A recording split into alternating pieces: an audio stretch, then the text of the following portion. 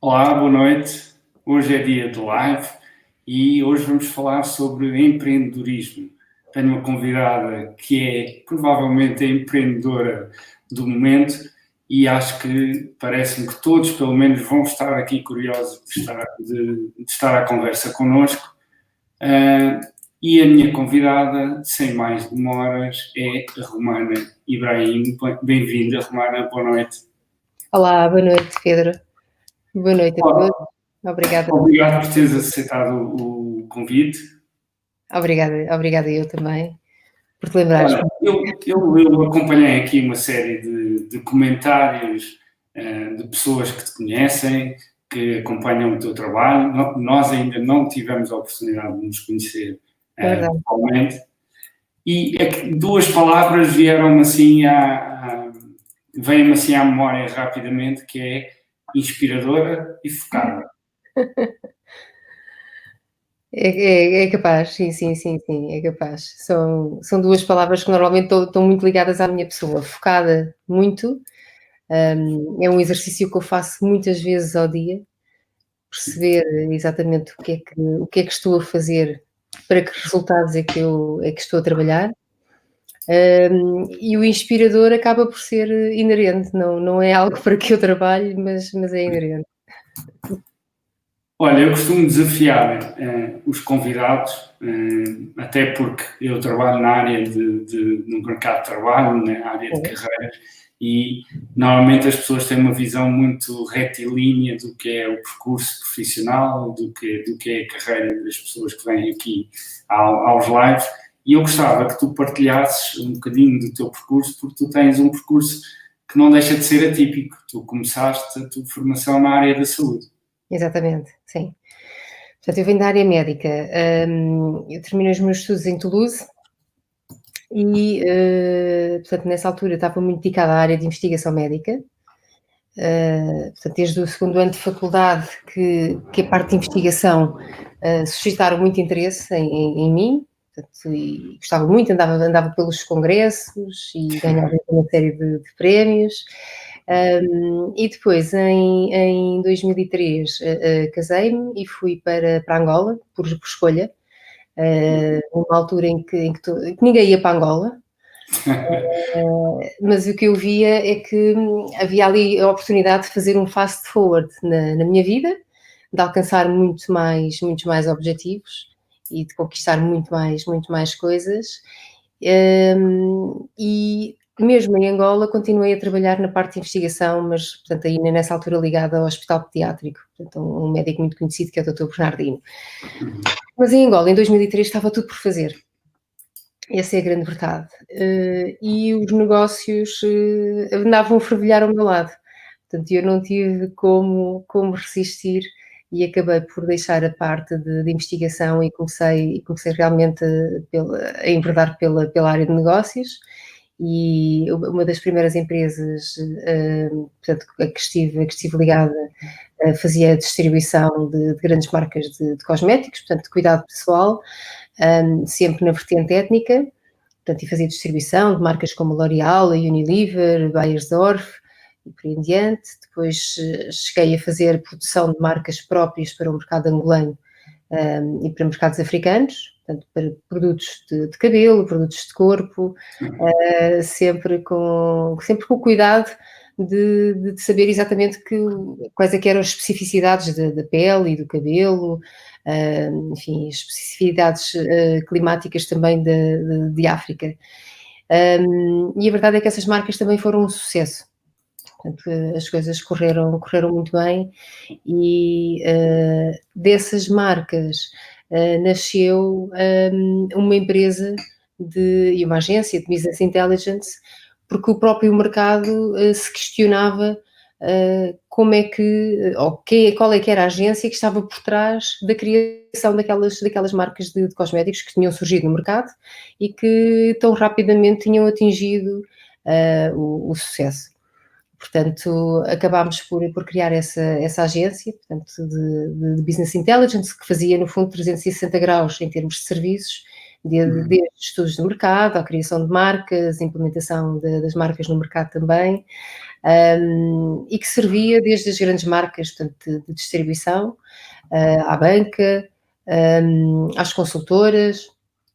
Portanto, tínhamos um grande leque de clientes. E as coisas correram muito bem nesses projetos, foram projetos vitoriosos. Eu acabei por sair deles, porque depois em 2017 separei-me e acabei por enverdar por outros caminhos e deixar esses. Ora, e olhando hoje para trás, tu consideras que sempre tiveste esta veia empreendedora? Sim, eu acho que sim. Olha, sabes, Pedro, eu desde pequenina, os meus pais tinham supermercados quando nós éramos pequeninos. Eu e o meu irmão mais velho temos menos de 2 anos de diferença e sempre fomos muito unidos. Portanto, e os meus pais, face a este negócio de supermercados que tinham, sempre fizeram com que nós estivéssemos muito ligados também ao próprio negócio, à própria gestão, à logística, enfim. E eu acho que essa foi a nossa grande primeira escola. Eu lembro de aos 6 anos de idade já estar, por exemplo, por trás de uma caixa registradora, e na altura não havia um scan que passava os preços, não é? Portanto, eu sabia os preços de cor e salteado. De memória. Nem mais. Sabia muito bem os preços todos e passava aquilo e dedicava-me de alma a estar lá, portanto, e a perceber exatamente como é que o negócio corria e o que é que podíamos fazer também para melhorar as coisas. Portanto, esse contacto com as pessoas, com os clientes, perceber aqui várias técnicas que acabam por estar ligadas à parte da grande distribuição, acabaram por ser a primeira grande escola que tive. Eu lembro, por exemplo, de estar em férias de escola, e não estar de férias, portanto, estar a trabalhar. Exato. Não o via como um sacrifício, portanto, às vezes era, portanto, mas também fazia com muito gosto, porque estava a ajudar os meus pais, estava com o meu irmão, e tínhamos ali tínhamos dinamismo e víamos aquilo, portanto, com muita vontade. Portanto, isso foi uma escola, foi muito bom, deu-nos muito know-how. E ao longo da nossa vida, eu lembro-me, quer dizer, quando passei a ter um fim de semana completo de sábado e domingo, foi assim, epá, fim de semana com 2 dias, como é que isto é possível? O que é que se faz com tanto tempo disponível, não é? Portanto, aprendi desde pequenina, a gerir muito bem o meu tempo, daí a questão do foco, ser tão presente na minha vida, não é? Muito bem. Olha, e hoje és fundadora e CEO da Keep Warranty. Partilha um bocadinho connosco, porque eu sei que isto surgiu de uma questão com os teus filhos e com a PlayStation. Sim, é verdade. Partilha um bocadinho a história, que é para todos ficarmos aqui a saber.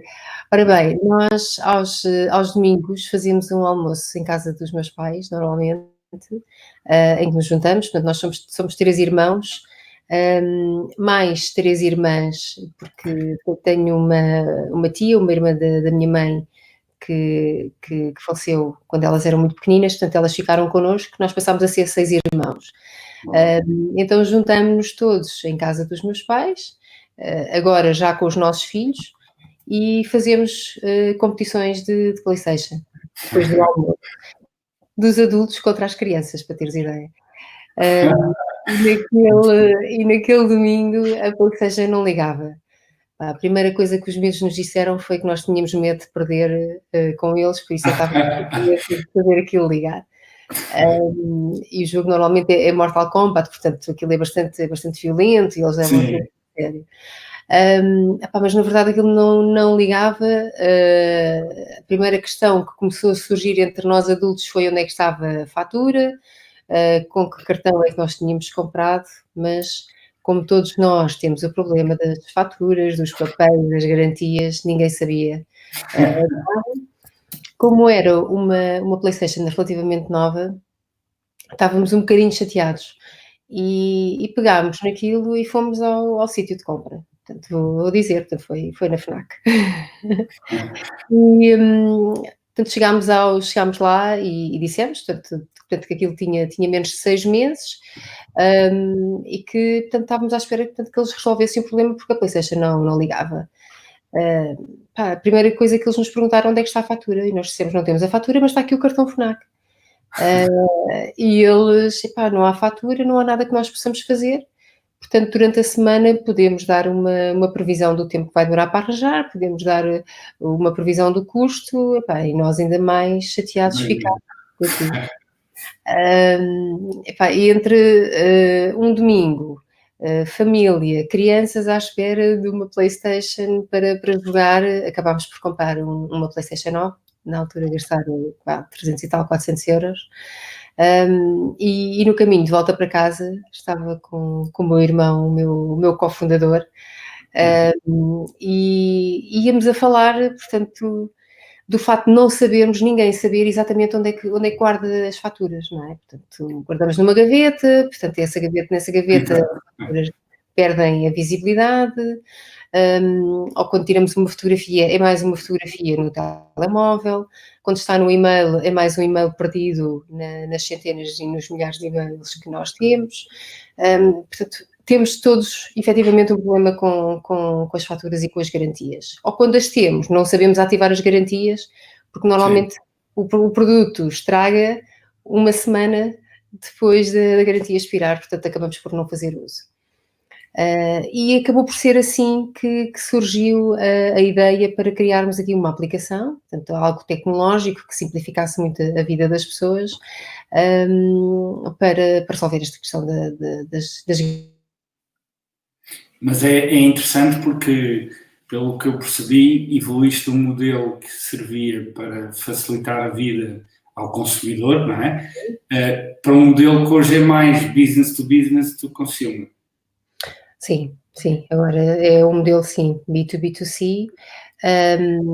O que aconteceu, portanto, é que nós começámos por fazer o onboarding dos nossos utilizadores, portanto, e a verdade é que a aplicação foi um sucesso. A aplicação não tem 2 anos ainda, tem perto de 100.000 downloads, portanto não há muitas aplicações em Portugal que não estejam ligadas à grande distribuição ou a grandes players que tenham um número tão grande de downloads e que tenham um número de utilizadores ativos, portanto o nosso é de cerca de 70%, e de utilizadores recorrentes também, que é muito alto, como a Keep Warranty, o que é muito bom. Portanto, as pessoas efetivamente também entendem para que é que a Keep Warranty serve, e fazem uso realmente da aplicação, o que nos deixa muito, muito satisfeitos. Portanto, fazerem uso dessa aplicação, fazerem uso das garantias, fez-nos também, depois com o tempo e com o tipo de informação que os utilizadores foram gravando, perceber que tipo de serviços é que nós iríamos colocar dentro da aplicação. Habitualmente, Pedro, os negócios e as pessoas estão muito focadas, antes de terem o negócio, é como é que nós vamos ter milhões, não é? Exato. Rapidamente, como é que nós vamos ter milhões, ou como é que nós vamos vender isto rapidamente. No caso da Keep Warranty, o sentido não foi esse, não foi como é que vamos vender isto rapidamente, nem como é que isto vai acontecer rapidamente, mas sim como é que vamos criar aqui algo de valor. E para criarmos algo de valor, nós temos de ter clientes, temos de ter informação e temos de perceber que problemas é que estamos a resolver, porque sem isso não há nada.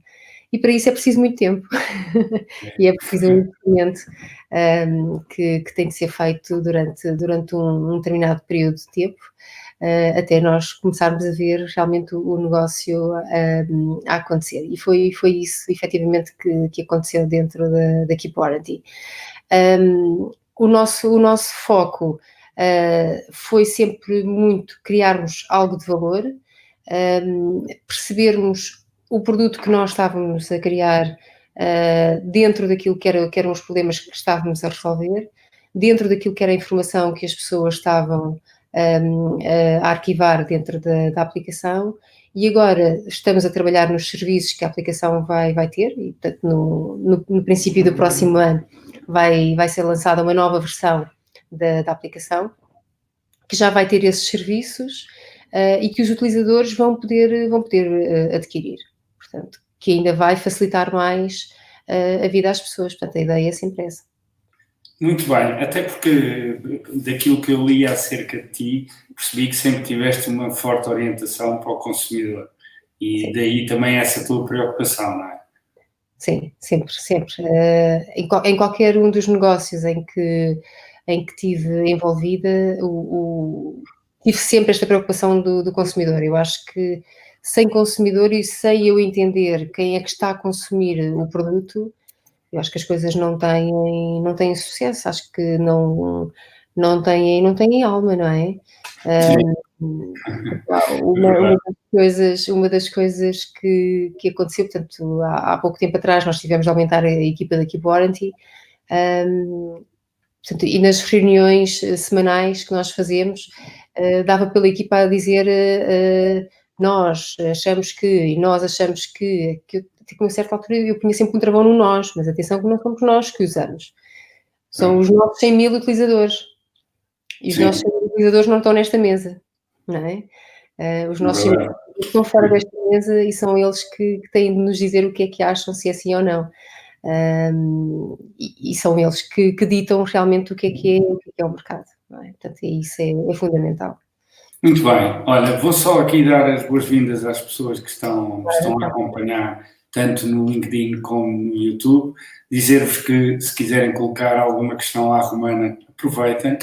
E, se calhar, desafiar-te, Romana, e perguntar-te o que é realmente preciso para ser empreendedor. Porque nós temos uma ideia daquilo que tu falaste. Pensamos em empreender e pensamos logo os milhões que vamos fazer. E não olhamos isto com uma perspectiva um bocadinho mais pés assentes na terra. O que é que tu achas daquilo que tu tens passado e de todos os negócios que já criaste e desenvolveste? O que é realmente necessário para ser empreendedor? Olha, Pedro, eu acho que neste momento há uma moda muito grande, há muitas modas neste momento, e uma das modas que há é precisamente o ser um entrepreneur e ser um empreendedor. E o que eu acredito vivamente é que as pessoas têm de decidir aquilo que elas querem ser. Elas podem ser um diretor de marketing, elas podem ser um diretor de recursos humanos, elas podem ser um developer, elas podem ser um CTO, elas podem ser aquilo que elas quiserem. E vão ter tanto ou mais importância como um empreendedor, desde que elas vistam aquilo que elas querem ser. E este exercício muitas vezes não é feito pelas pessoas, porque é tanta a moda de o entrepreneur e o empreendedor e o fundador que não, para mim não faz absolutamente sentido nenhum, porque as pessoas depois não estão satisfeitas, não é? E este é o primeiro exercício que eu peço sempre às pessoas que façam, é no que é que te sentes confortável, o que é que tu queres fazer. Para eu ser empreendedor, para eu dar este passo, eu tenho que dizer não a uma série de coisas que provavelmente eu gostava e depois não vou ser feliz noutra série de coisas. Portanto, será que este balanço vai existir? Será que depois eu vou viver numa vida que não é balançada e depois vou estar sempre numa luta interna e vai ser o caos, portanto, e toda a gente que vai andar à minha volta vai levar com o meu mau humor, então aí não vale a pena, não é? Portanto, eu acho que antes de ser empreendedor, antes de ser aquilo que as pessoas quiserem ser, o que é que querem ser? Acho que esta é a questão. Porque se as pessoas fizerem esta questão e realmente forem e derem os passos nesse sentido, vão desempenhar um trabalho brilhante, vão ser fantásticas naquele e vão desempenhar as suas funções de uma forma absolutamente incrível e elas próprias vão ser modelos para outros, não é? E acaba-se um bocadinho com esta história das modas que falamos há pouco. Mas tu achas que é o mercado, o contexto, que está a transmitir esta moda de que agora podemos ser todos empreendedores?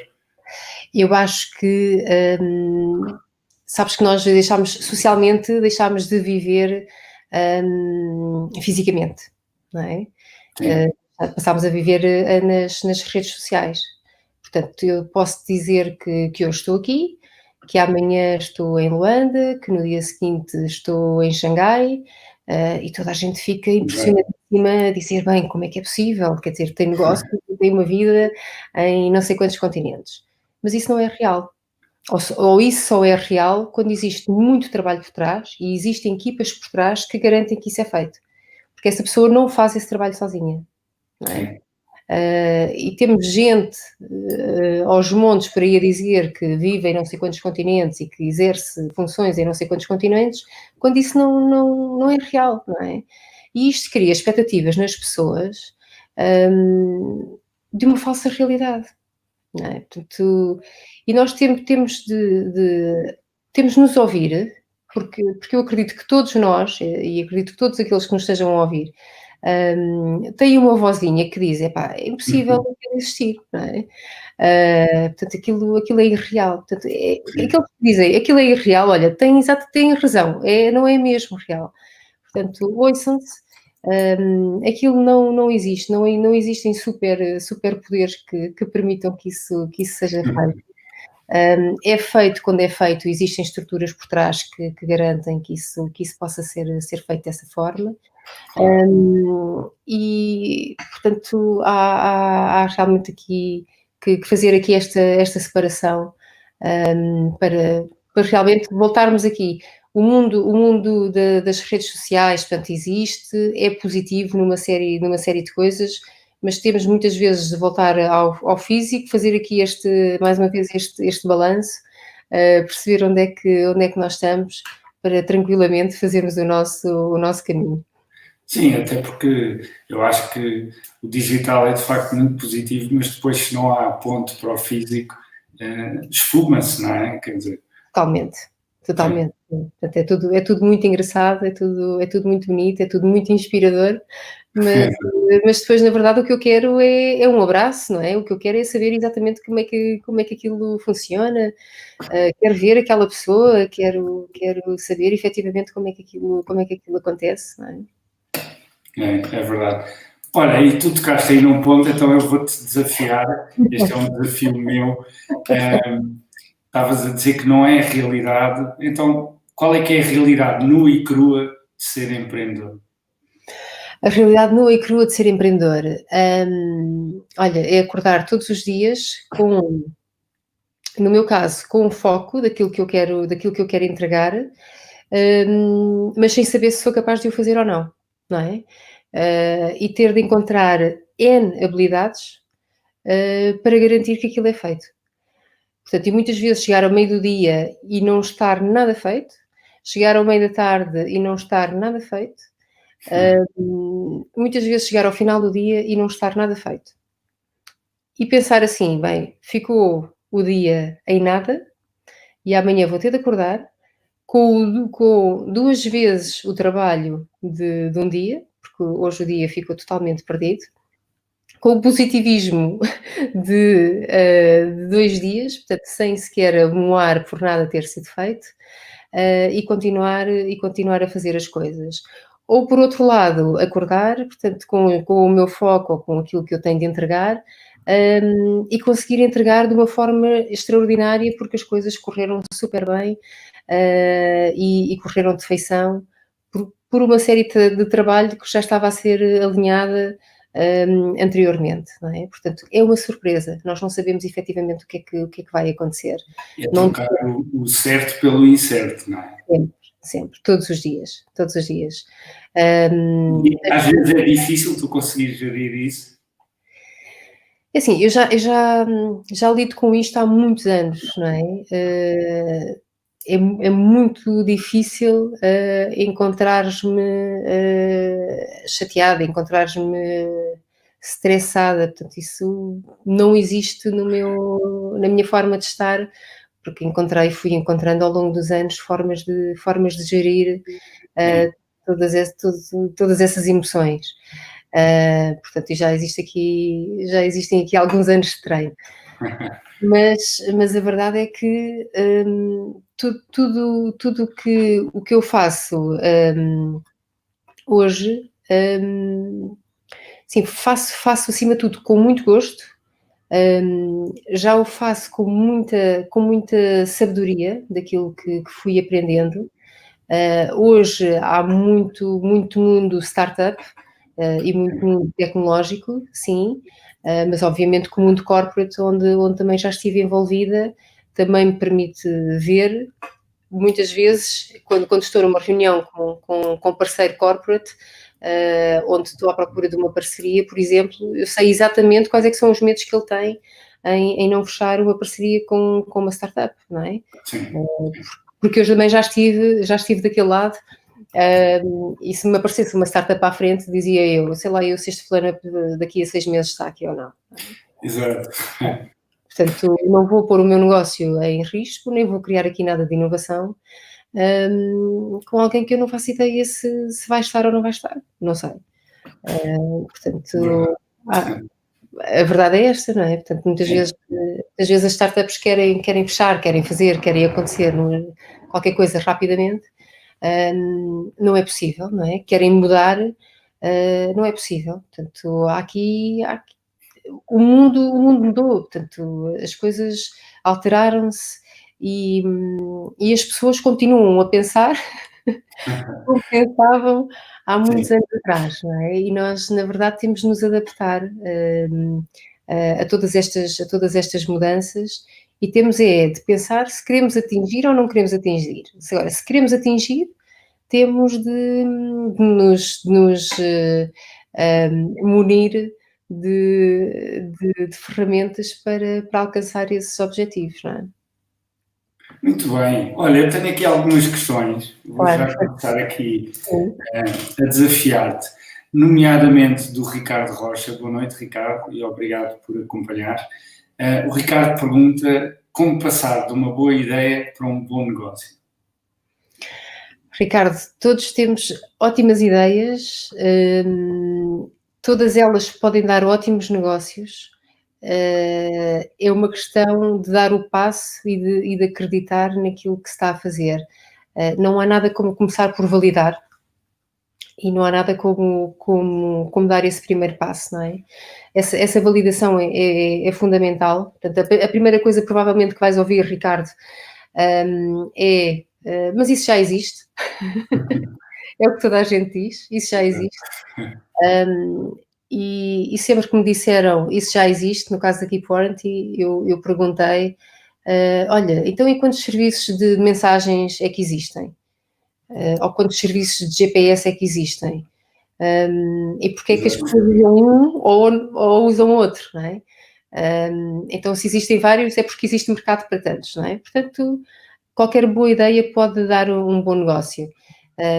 Eu acho que começa sempre pela validação, Ricardo. Portanto, não fiques com medo cada vez que ouvires isso já existe, não tenhas medo, continua em frente, porque esse vai ser o teu primeiro teste. Continua em frente e começa com validação, começa a fazer verificações para ver se isso realmente vai em frente. E testar a ideia, não é? Para poder validar se de facto é execuível ou não. Claro. Olha, temos aqui mais algumas perguntas. Na verdade, temos imensas perguntas. Eu vou passar aqui à pergunta do Rui Pedro Alves. Boa noite, Rui, como estás? Tudo bem? O Rui pergunta-te o que é mais importante, levantar capital ou aumentar a venda? Ora bem, Rui, o Rui é o Rui Pedro Alves, eu mesmo, Rui. Eu acho que levantar capital é uma grande responsabilidade para qualquer empresa, não é? Portanto, eu costumo dizer que levantar capital não é uma festa, nem é uma grande celebração. Levantar capital é levantar dívida. E é preciso ter isso presente. As vendas são elas sim o valor que a empresa vai ter e vai aumentar. Portanto, claro que se pode aumentar vendas, esse é sempre esse deve ser o primeiro ponto a ter em conta. Se mais à frente, Rui, o aumento dessas vendas signifique que é necessário fazer um levantamento de capital, então obviamente que deve ser também tido em conta esse levantamento de capital. E qualquer investidor que veja que existe faturação nessa empresa, que existe esse potencial na empresa, vai fazer esse investimento certamente. Muito bem. Ora, também temos pessoas, como sabem, a seguir-nos no canal de YouTube, e temos aqui o Fernando Pereira, que te desafia se podes partilhar um bocadinho o modelo de negócio da Keep Warranty e o investimento que tiveste de fazer, dentro, obviamente, daquilo que puderes partilhar. Ora bem, o nosso modelo de negócio é um B2B2C, conforme o Pedro também partilhou há pouco. Portanto, nós fazemos aqui parcerias entre as empresas para chegarmos ao consumidor final, porque o nosso produto é dirigido ao consumidor final. Dentro em breve, Fernando, vamos passar a ter serviços que vão ser oferecidos aos nossos consumidores finais, e depois a Keep Warranty vai ter um FII desses serviços que são consumidos pelos nossos consumidores. Portanto, o nosso modelo de negócio assenta precisamente aí. O investimento que nós tivemos de fazer, sim, é considerável, foi feito com capitais próprios, foi considerável, depois podemos falar sobre isso. Pronto, sim, é isso. Muito bem. Olha, temos aqui uma questão de Inês Gonçalves, que eu acho que é pessoal e não é, porque também diz muito do que tu passaste. A Inês pergunta, quando eras mais nova, imaginavas chegar onde estás hoje e se alguma vez pensaste desistir? Inês, eu nunca... Ora bem, como é que eu vou explicar isto? Há uma coisa que eu faço que é viver o momento. Eu jamais vais ouvir da minha parte que o melhor ainda vem e estamos a trabalhar para que daqui a um ano é que isto vai começar a ser a grande coisa. Não, eu acho que o grande momento é o momento onde nós estamos a viver, porque nós temos as ferramentas todas para que esse momento seja realmente fantástico. Agora, é tudo uma questão de atitude. E eu nunca fui criando grandes expectativas e grandes planos a pensar, bem, daqui a ou pelo menos quando era nova, quero fazer isto e quero aquilo, não. Sempre antecipei grandes coisas, sim, mas sem muitos planos muito definidos. Portanto, o meu roadmap não foi estratificado ao milímetro. Mas a verdade é que fui sempre vivendo o momento, aproveitando muito esse momento, e tive uma atitude muito positiva que me permitiu encarar qualquer dificuldade como uma oportunidade. Portanto, e essas oportunidades que eu fui encontrando pelo caminho, ou essas dificuldades que eu fui encontrando pelo caminho, na verdade ajudaram-me muito. Quanto ao facto de desistir, Inês, honestamente, mesmo em dificuldades que tenha passado a nível pessoal, a nível profissional, nunca passou pela minha cabeça, aliás, nunca foi a opção desistir. Porque o desistir quer dizer que eu vou baixar os braços, não só para mim, mas também para toda a equipa que está à minha volta e que é liderada por mim, não é? Portanto, neste momento na Keep Warranty nós somos uma equipa de 7, quer dizer, se eu baixar os braços, não sou eu sozinha que vou, somos 7. Portanto, eu já liderei equipas com mais de 150 pessoas, portanto, se eu baixasse os braços não era só eu, eram 150 pessoas que íamos embora.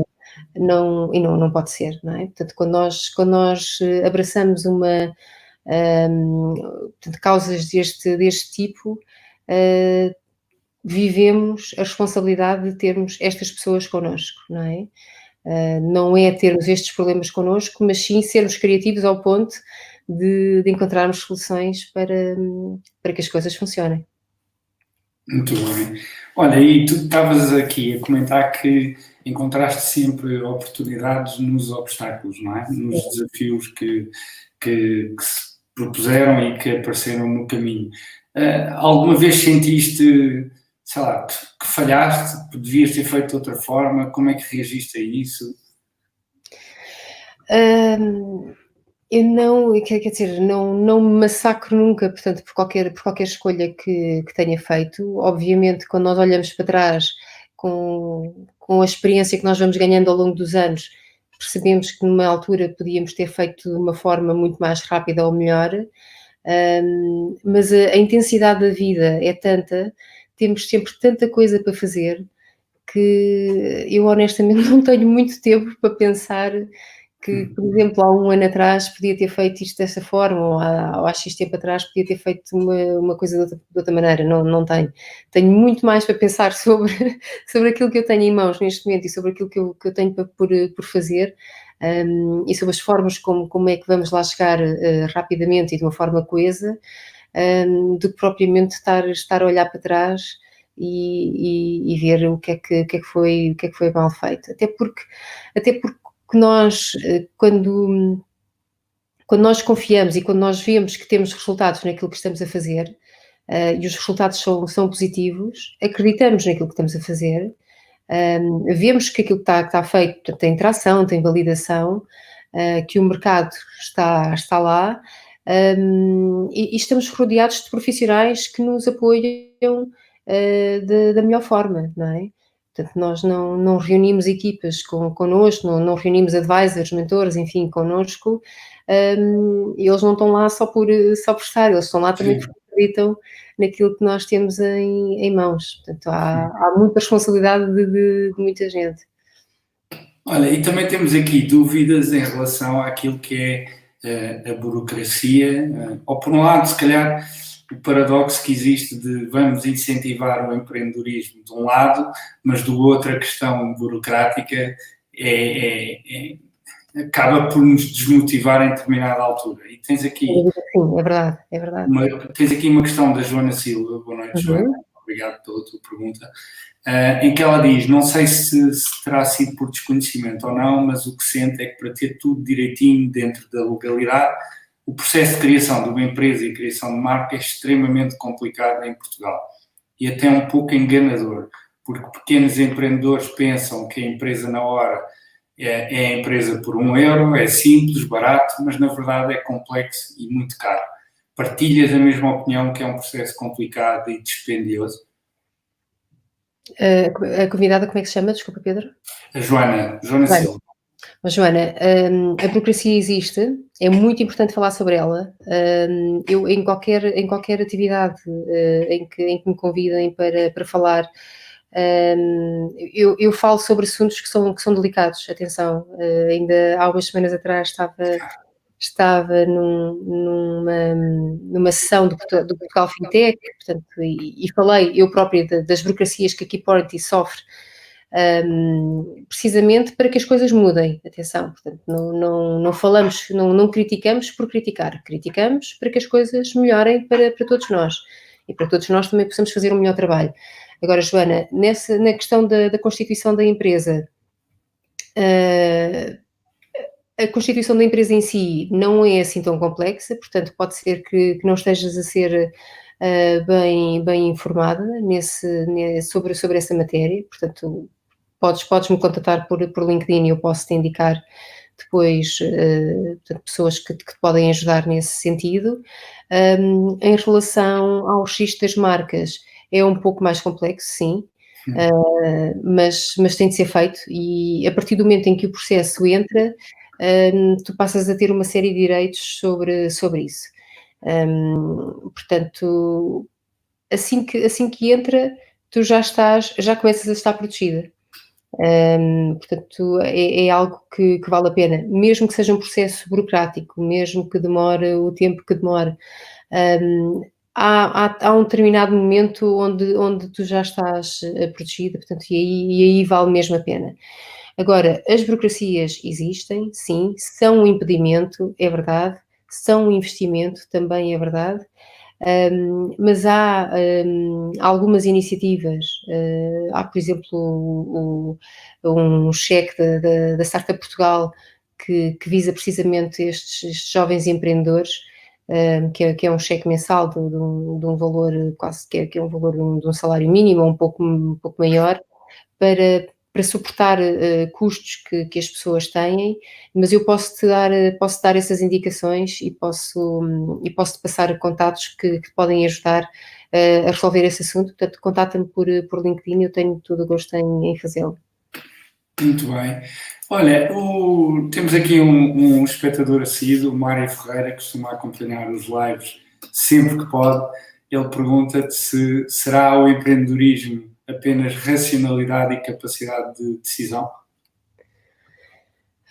Mário, o empreendedorismo, é assim, não é só isso, não é? Não é só nós decidirmos, não é só o racional, é muito mais, não é? É tudo isso, é toda a experiência, é toda a emoção, é uma série de coisas. Agora, isso é o empreendedorismo, e depois existe associado ao empreendedorismo, associado ao empreendedorismo, a gestão das empresas, não é? Que isso é outra coisa. E a gestão das empresas tem de ser feita pelos melhores profissionais. A gestão das empresas tem de ser feita de forma a visar termos os melhores números, de forma a termos as melhores rentabilidades, de forma a termos os melhores resultados, de forma a que as empresas sejam o mais duradouras possíveis. Portanto, é muito importante nós juntarmos aqui a questão do empreendedorismo e a questão da gestão, e depois mais lá à frente a questão dos resultados, porque uma coisa não vive sem a outra, não é? Sim, sim, verdade. Olha, e na continuação aqui da pergunta do Mário, temos o Henrique Freitas que diz: ser empreendedor passa por ser um bom líder. Se não soubermos lidar com pessoas, é melhor não empreender. Consideras isto verdadeiro? Claro que sim, claro que sim. Lidar com pessoas sempre. Nós temos de ter a habilidade de saber não só lidar com as pessoas, entender as pessoas. Estamos num momento que eu encontro, que eu acho que é muito complexo. Falava no início sobre isso, Pedro, em que as pessoas estão um bocadinho vivem um bocadinho naquilo que é a expectativa, naquilo que são as modas, não é? Portanto, falamos tanto de empreendedores, falamos tanto de startups, falamos tanto de coisas que crescem, assim, parecem como eles, não é? Portanto, de repente surgiu, levou um investimento de 100 milhões, portanto, mas isto cresceu de onde? Como? Então, mas aquilo cresceu também eu posso fazer, não é? Mas eu também posso fazer um Facebook, portanto, e nós temos de criar aqui algum equilíbrio, não só à economia, mas também às pessoas, e fazer com que as pessoas entendam que elas têm de ser boas naquilo que elas querem fazer. Não é todos nós sermos empreendedores, não é todos nós Exato. sermos aquilo que é moda, não é? Portanto, outro tema quente do momento é o empoderamento feminino, por exemplo. Agora é verdade que tem acalmado bastante, portanto não faz sentido, eu convocar uma palestra para falar do empoderamento feminino e não falar concretamente sobre aquilo que vai trazer o empoderamento feminino ou como é que eu posso ajudar. Uhum. Só falar do problema por si não vai trazer solução nenhuma, não é? Sim. Se Portanto, calhar vai vincar mais ainda o problema. claro, não é? Portanto, aqui o que eu acho que tem de ser feito é muito, temos de deixar um bocadinho de falar dos problemas que todos nós já sabemos que existem, e pensar e pôr em prática ações que realmente resolvam as coisas e ouvirmos sim também de quem tem experiência, como é que as pessoas resolveram várias situações que foram surgindo nas suas vidas profissionais, nas suas vidas pessoais, portanto aí depois tendo do enquadramento em si, para para todos nós aprendermos, para todos nós fazermos melhor, não é? Claro, claro. Achas que sentes que há um gap muito grande entre aquilo que se está a ensinar hoje, a educar as crianças nas escolas, faculdades, e aquilo que um empreendedor precisa também?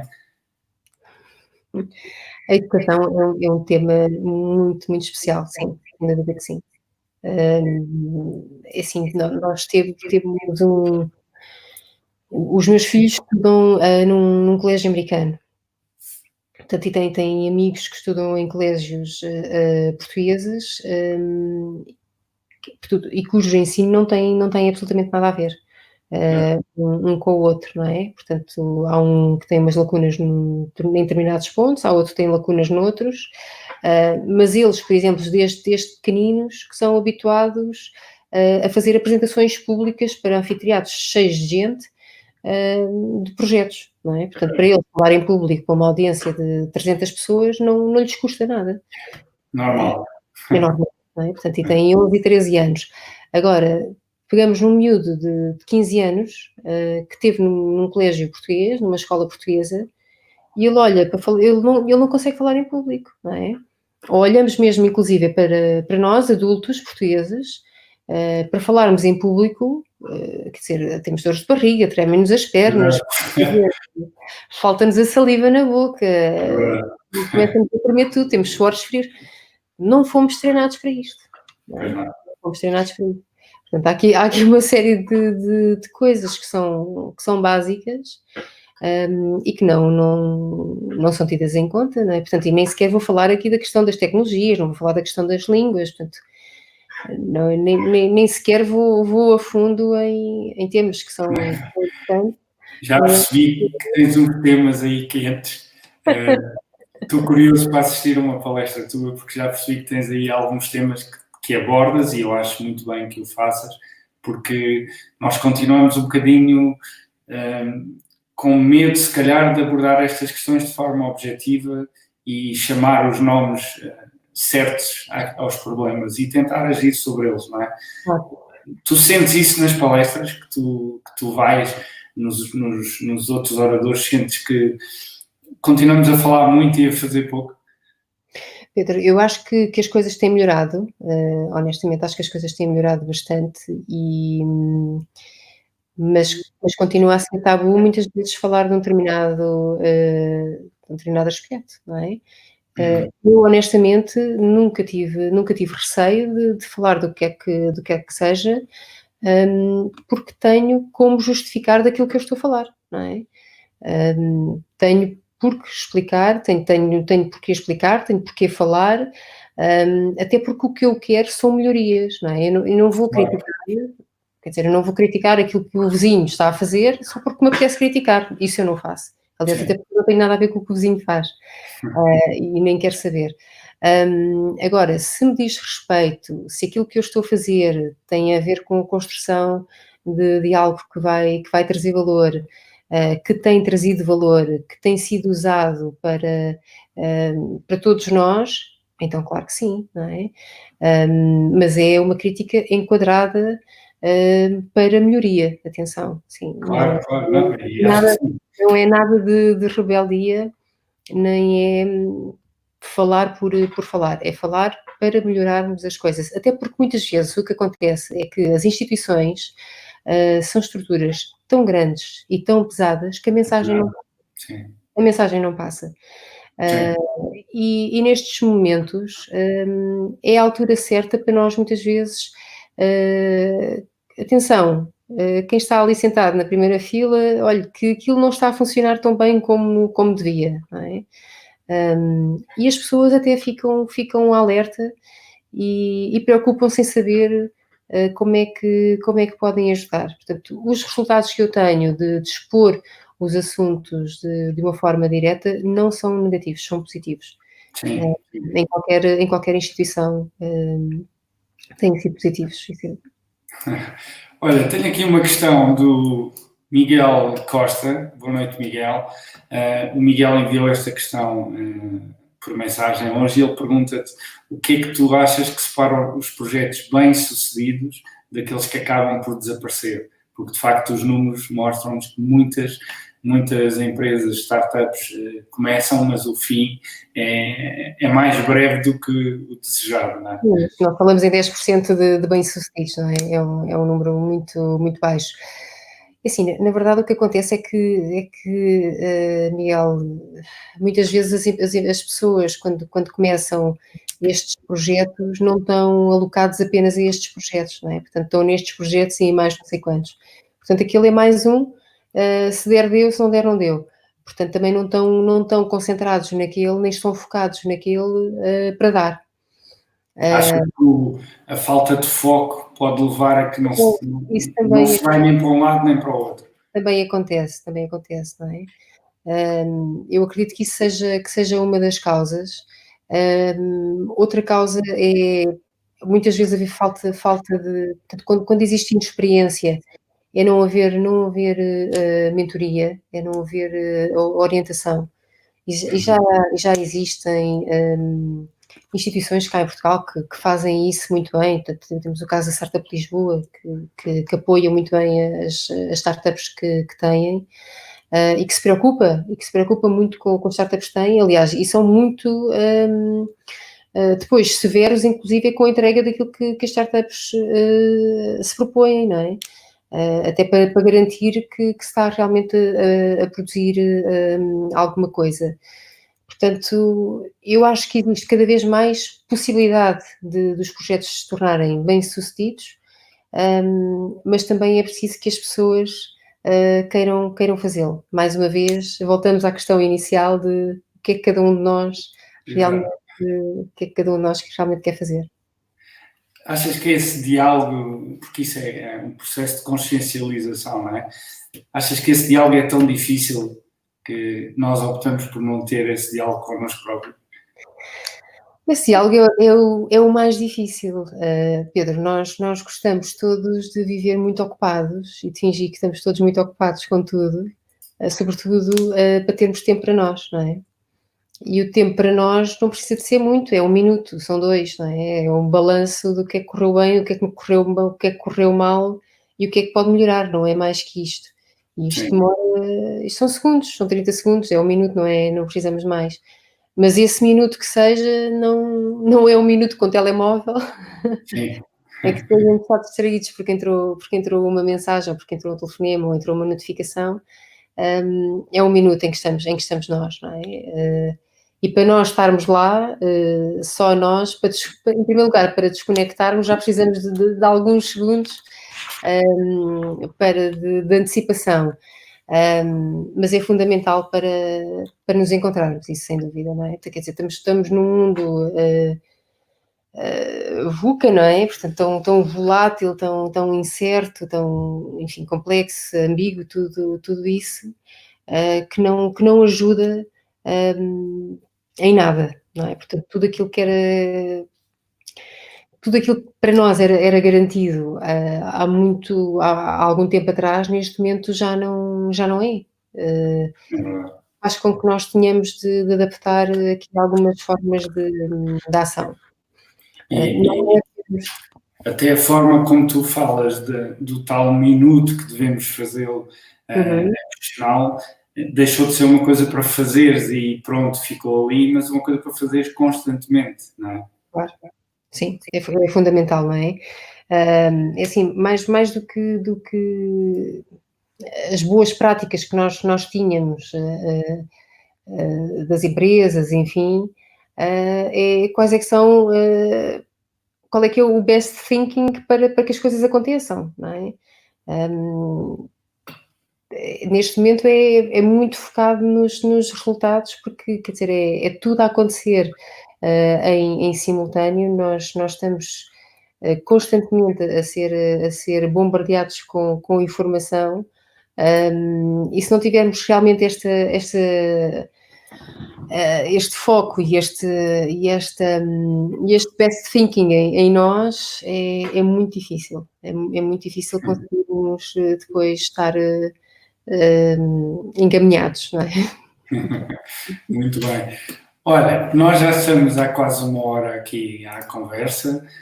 Há aqui uma série de perguntas que eu vou deixar e depois também vamos respondendo nos próximos dias.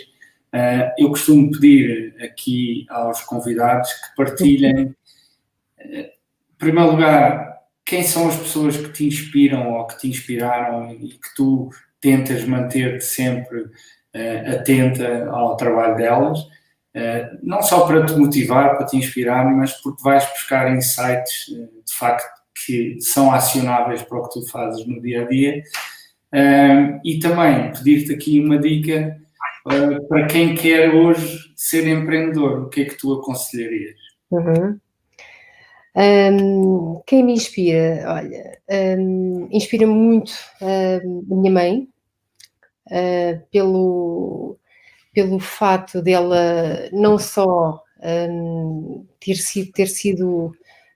ter trabalhado e ter estado sempre presente para nós, enquanto mãe, enquanto dona de casa, enquanto trabalhadora fora de casa, enfim, não ter tido uma vida propriamente fácil e ter conseguido gerir isto tudo de uma forma extraordinária.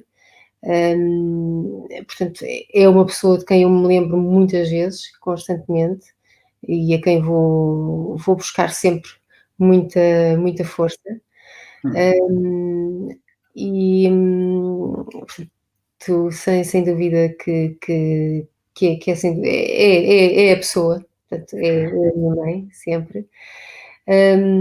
Depois, para que as pessoas se tornem realmente empreendedores, eu volto à questão que falei no início, mais do que ser aquilo que seja, um rótulo, perguntem-se aquilo que vocês querem ser e no papel em que vocês se sentem confortáveis. Façam esse balanço. Hoje pode ser uma coisa, no início do ano, em 2020, pode ser que seja outra totalmente diferente, porque entretanto vocês estão prontos para outro papel. Mas se vocês não fizerem esse exercício, nunca vão descobrir e nunca vão estar confortáveis convosco. Porque o que eu mais vejo neste momento é pessoas que estão insatisfeitas com aquilo que elas estão a fazer e que me estão constantemente a dizer, mas isto daqui a um ano é que vai ser. Quando eu atingir a minha conta com X é que vai ser, e quando eu puder ir de férias para não sei onde é que vai ser. E quando elas atingem essas férias, ou essa conta, ou aquela casa, ou aquele carro, já têm outro patamar de outro carro, de outra casa, de outras férias. Portanto, nunca estão satisfeitas. E eu acho que isso é o grau máximo de tristeza que alguém pode ter. É viver constantemente à espera de algo que nunca se concretiza, não é? Portanto, é eu estar no expoente máximo das férias que eu idealizei, a pensar nas férias que eu vou ter. Quer dizer, então, mas quando é que eu vou usufruir? É quase deprimente, não é? É deprimente. Portanto, é usufruir muito o momento. Nós temos as ferramentas todas connosco. Quando não temos as ferramentas, quando nos aproximamos das pessoas que nós achamos que enfim, lideram aquela área de negócio ou o que quer que seja, se forem pessoas decentes, acabam por nos ajudar ou acabam por nos indicar outras pessoas que nos podem ajudar.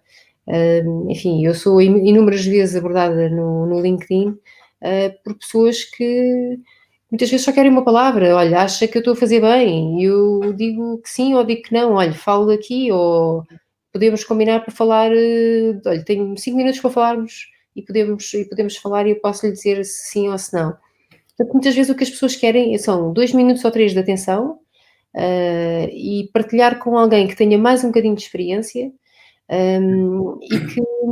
e que lhes dê aqui algum guidance sobre aquilo que elas estão a fazer. Não é mais nada. E qualquer pessoa que tenha feito o seu percurso, eu acredito que tenha 2 palmos de cabeça e detesto, aliás, e faça isso, não é? Se não o faz, também honestamente não merece, não merece que essas pessoas os contatem.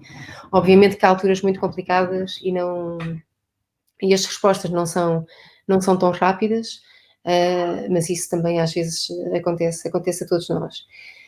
Agora, sermos empreendedores, sermos donas de casa, sermos pais, sermos mães, sermos filhos, sermos aquilo que formos, podemos ser tudo aquilo que quisermos, desde que o sejamos na totalidade, não é? Desde que a hora que nós passemos com os nossos filhos sejamos só aquilo. Só pais, não é? Pois, desde que o tempo que nós estejamos a trabalhar num determinado projeto, estejamos lá realmente focados, desde que o tempo que nós estejamos com os nossos pais, e para que realmente estejamos lá com os nossos pais, a desfrutar da companhia deles, desde que o tempo que nós possamos estar a almoçar com os nossos amigos. Aliás, hoje tive o privilégio de almoçar com uma amiga, portanto fiquei super feliz, porque me cancelaram o almoço de trabalho, portanto, pude estar com ela durante 45 minutos, foi ótimo, portanto tivemos tempo uma para a outra. Este tempo, isso é muito, muito bom, são períodos únicos. E fazermos as coisas sem culpa, não é? Eu tenho um artigo escrito que fala exatamente sobre essa questão da culpa, sobretudo nós mães, temos de viajar e sentimos a culpa, bem, agora estou a abandonar os meus filhos e o que é que vai ser, o que é que vai acontecer, portanto, quem é que os vai levar para as atividades desportivas e quem é que os vai buscar ao colégio e o que é que, valha-me Deus, o que é que vai acontecer, vai a casa abaixo, não vai nada abaixo. Vivermos um bocadinho mais tranquilos também ajuda. Olha, eu vou-te colocar a última pergunta e tem a ver com o que estavas a partilhar, de facto, de toda a gente precisa aqui de um bocadinho de atenção, de conexão e ser empreendedor, por vezes, pode ser muito mais solitário do que quem está deste lado possa pensar. Como é que tu reages e o que é que fazes para colmatar esses momentos em que te possas sentir mais solitário? Eu gosto muito de passar tempo comigo, e dificilmente tenho esse tempo porque tenho o meu tempo todo ocupado, com muita gente à volta e muitas vezes sinto falta precisamente de passar esse tempo comigo. Mas sim, há momentos em que nós temos plena consciência de que estamos a tomar essa decisão connosco. No meu caso, eu tenho muita fé, não é? Portanto, eu sou muçulmana, tenho muita fé, acredito em Deus e a fé tem uma importância muito grande na minha vida. Portanto, eu nunca me sinto isolada quando estou a tomar uma decisão, nem nunca me sinto abandonada, nem nada do género. Portanto, eu vejo pessoas, por exemplo, que sentem bem nos momentos mais difíceis da minha vida, estava sozinha a tomar uma decisão. Eu acho que nós não estamos sozinhos a tomar decisão absolutamente nenhuma, não é? Há aqui mais forças connosco que nos empurram para que as coisas sejam feitas. Portanto, e no meu caso existe essa fé que me dá uma força extraordinária e que me tem acompanhado e tem funcionado muito bem, portanto só tenho a agradecer. Muitos parabéns, Romana. Olha, muito obrigado por teres partilhado quem é Romana, não é? Porque tudo o que tu disseste aqui, mais pessoal, mais profissional, deu a conhecer a estas pessoas que nos acompanharam quem tu és, um bocadinho de ti, e de facto que também metes esse teu lado romano em tudo o que tu fazes, e daí eu agora já consigo associar o focado, o inspiracional, tudo aquilo que eu ouvi falar de ti, hoje, conhecendo-te assim melhor, percebes perfeitamente e é algo que é muito genuíno, por isso, muitos parabéns. Obrigada, Pedro. E obrigado por teres aceitado este desafio. Obrigada também pelo convite e bom, gostei muito de estar aqui e obrigada a todos também que estiveram connosco. Sim, vou agradecer agora a toda a gente também. Muito obrigado por terem acompanhado. Nós vamos respondendo depois com calma aos comentários, às questões.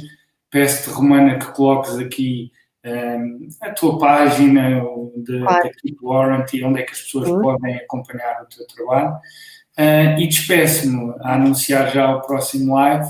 Vou manter ainda o convidado em surpresa, mas vamos falar também de tecnologia, de cultura, de organização e de pessoas. Portanto, estejam atentos, é já na próxima quinta-feira e até breve. Obrigado. Obrigada também.